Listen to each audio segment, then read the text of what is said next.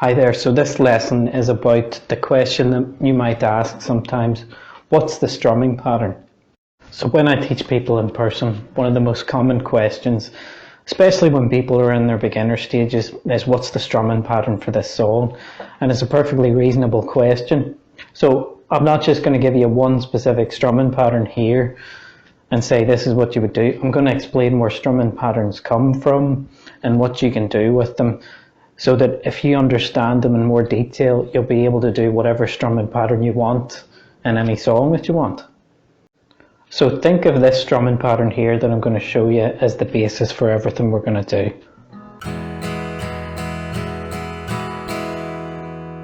So I'm just going to hold down an E chord for this, and the strumming pattern I did there in terms of downs and ups was just down, up, down, up, down, up, down, up. Pretty basic.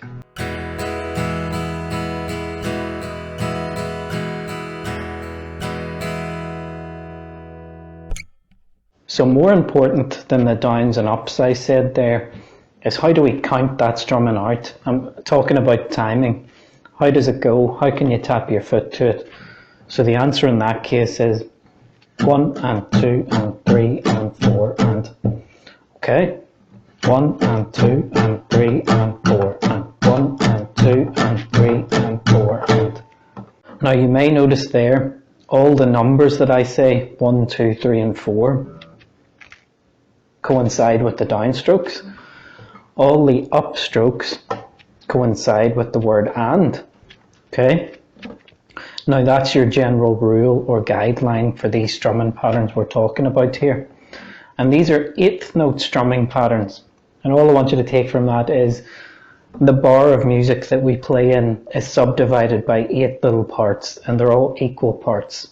There are things called 16th notes, but I'm not covering that in this video. So what I want you to do now is hold down an E chord and strum along with me. And all I want you to do is count 1 and 2 and 3 and 4 and constantly, okay? You keep counting that.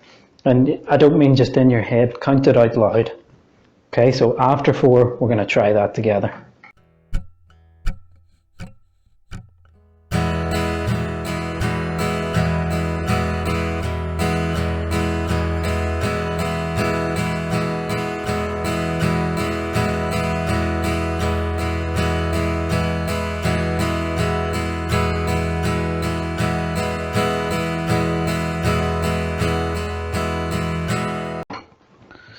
Now, what I want you to think of as well is the arm should be moving in an even fashion the whole time. So, as I said earlier, in 8th note strumming, all the parts in the bar are subdivided by an equal little amount. So, everything is even here basically. You don't want it disjointed like this.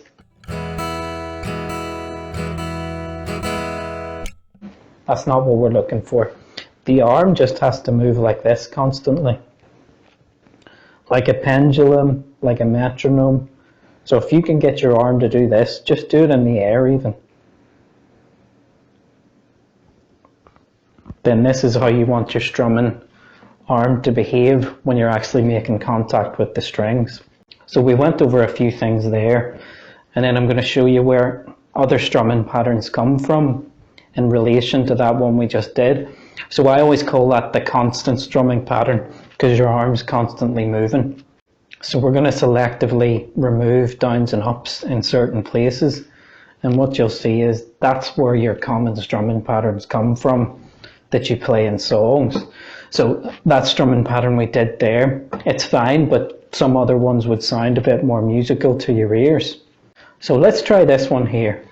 1, 2, 3 and 4 and 1, 2, 3 and 4 and. All I'm going to do here is strum away on an E chord with that pattern, and you try and play along with me and count out loud if you can as you do it. So after 4.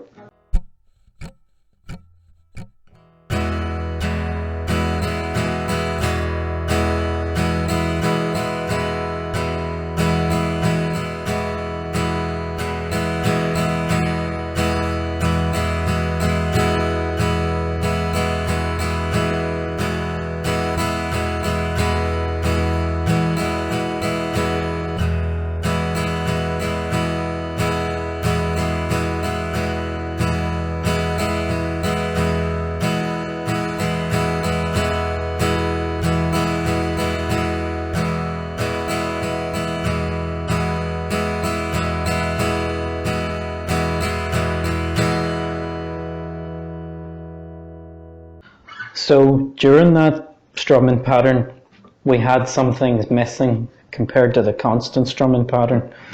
So between the first down and the second down, we'd remove those ups. So it was down, down, down, up.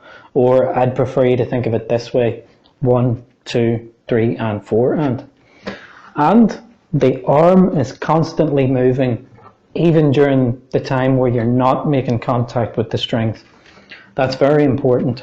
So the reason that I'm emphasizing that you keep this arm moving constantly is so that this arm just always moves in an even fashion, that it doesn't matter when certain downs and ups are missing in the pattern, that your arm is just well trained and knows exactly how to move. It's always just moving in that even fashion like that. Let's try this strumming pattern I have on screen now. So I always call this like the pop music strumming pattern, because I use it to teach a lot of songs with, and it just seems to come out nice and natural for acoustic strumming songs. It's 1, 2, and 4, and 1, 2, and 4, and, or down, down, up, down, up. So let's hold an E chord down again, and you see if you can play along with me. And especially for this one, keep that arm moving.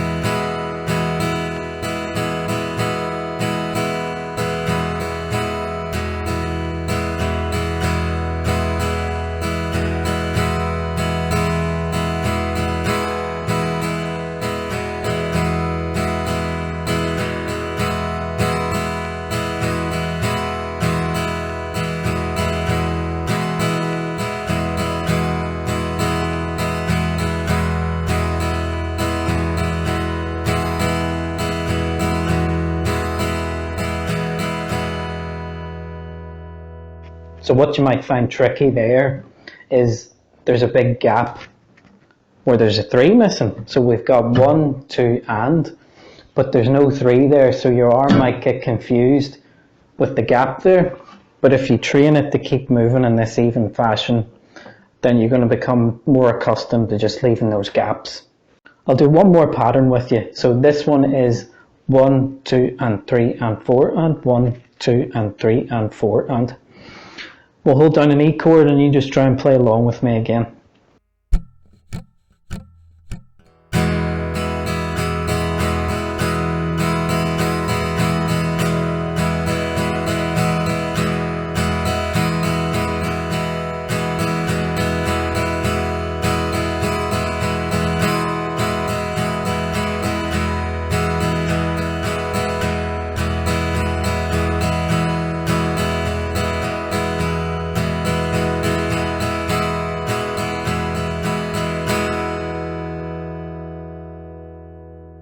So what I want you to take from this is, when you think what's the strumming pattern, the answer isn't always one thing, okay?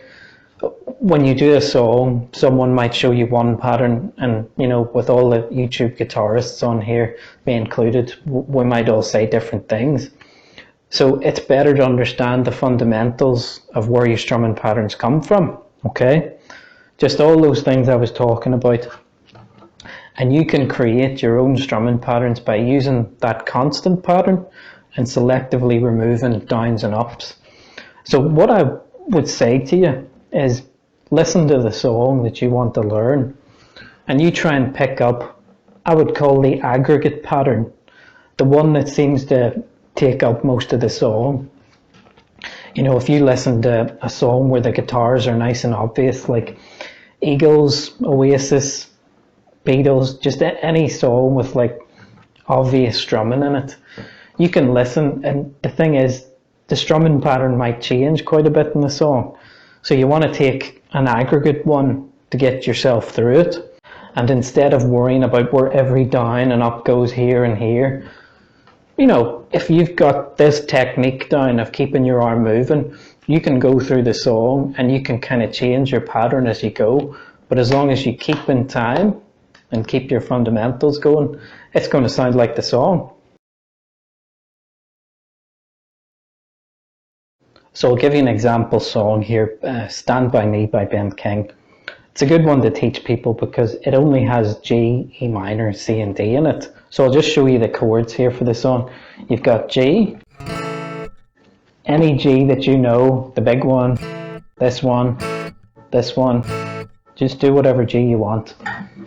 I'm going to do the big 4-fingered one actually. So you've got a G, an E minor, a C,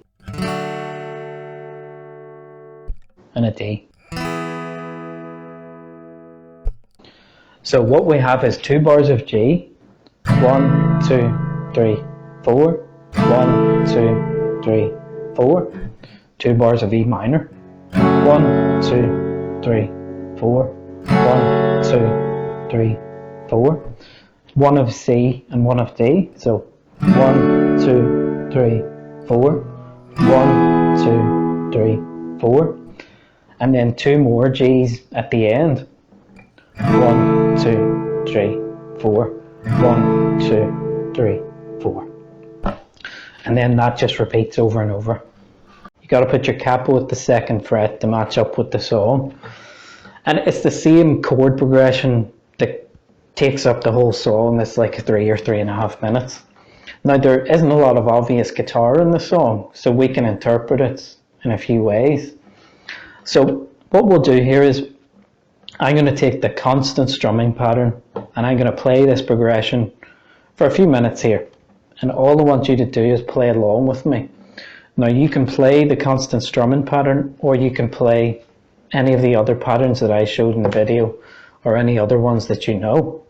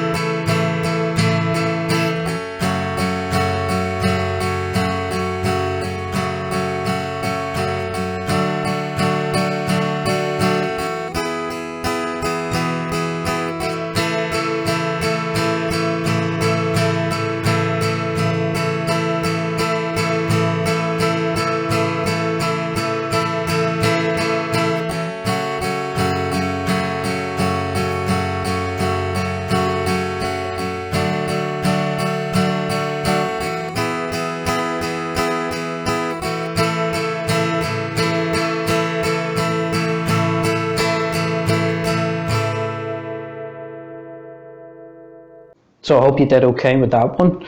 We'll do it again, but this time I will use the pop music strumming pattern. 1, 2, and 4, and 1, 2, and 4, and. And you can either use that one, use the constant one, use any one, okay? Just see if you can play along with me and keep that arm going.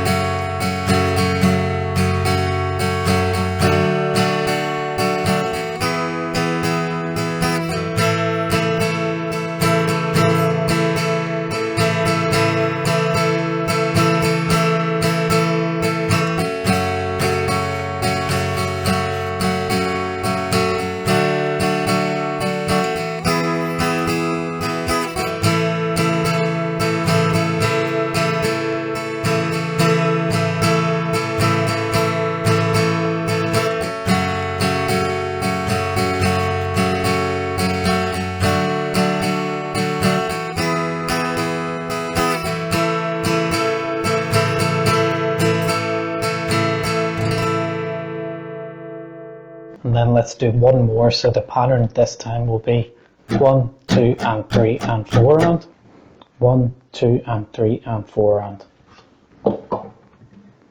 After 4.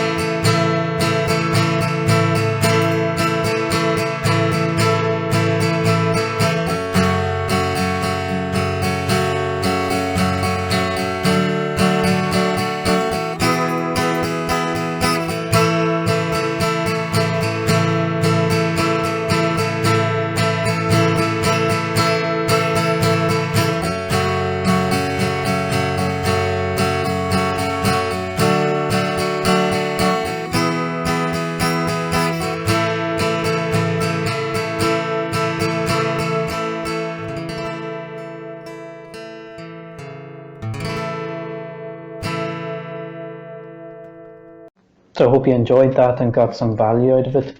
If you did, give the video a like and subscribe and share it with some people.